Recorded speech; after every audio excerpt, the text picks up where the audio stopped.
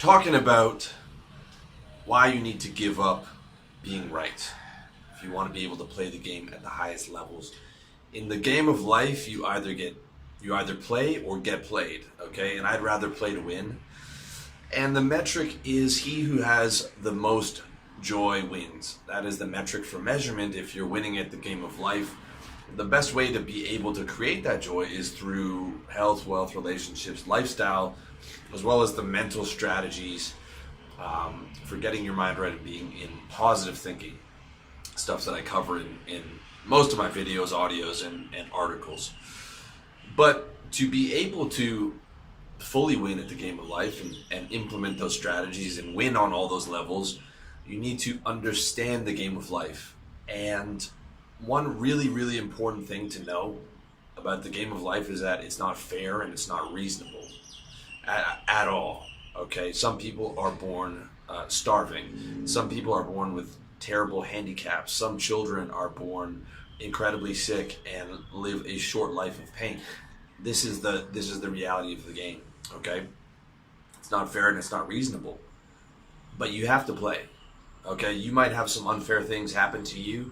You might have some obstacles that other people don't have. You might be in some unfortunate situations that were outside of your control. You might have been born in a poor neighborhood with no father, and the list goes on. Okay, but you have to take those cards and play them to the best of your ability in the game of life, because you don't have a choice not to play, right? There's no sidelines.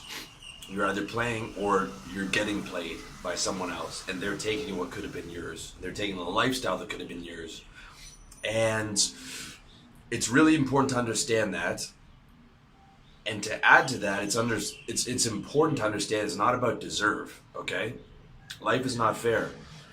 Deserve is what happens when things are fair, all right? Deserve is when justice happens to someone who deserves it, okay? Which happens occasionally, but it's not a constant, all right? Therefore, it can't be about deserve. You can't expect to deserve things. In fact, you're best served by just taking the word deserve out of your vocabulary, okay?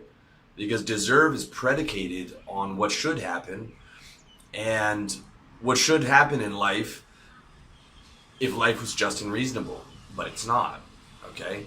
It's not. Therefore, should and deserve should not apply. They should not be metrics. They should not be your measuring stick for life.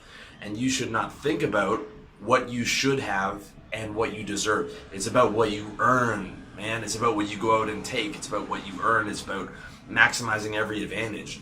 It's about creating unfair situations for you in business so that you can dominate your niche and not have to compete at a lower level, all right?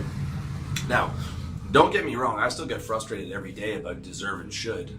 Okay, it takes a long time to unprogram that stuff when your parents raised you on should and deserve.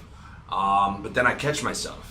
Okay, that's the first step, is knowing, taking should and deserve off the menu. Second step is catching yourself when you are indulging those thoughts and indulging those realities. This is especially true with people. Okay, you can't get what you want from people with should and deserve. Period. At least not for long, because guilt and shame are the lowest form of persuasion.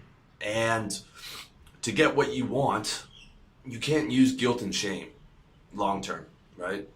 You can't say, you should do this to me, do this for me, because I did so much for you, and I deserve that you do these things for me, okay, right? How many of us have been raised with parents who raised you on guilt and shame, right? Guilt and shame come from should and deserve. And guilt and shame will not keep people motivated for long. And if they are, they will resent you for it. Okay, they'll resent you for it.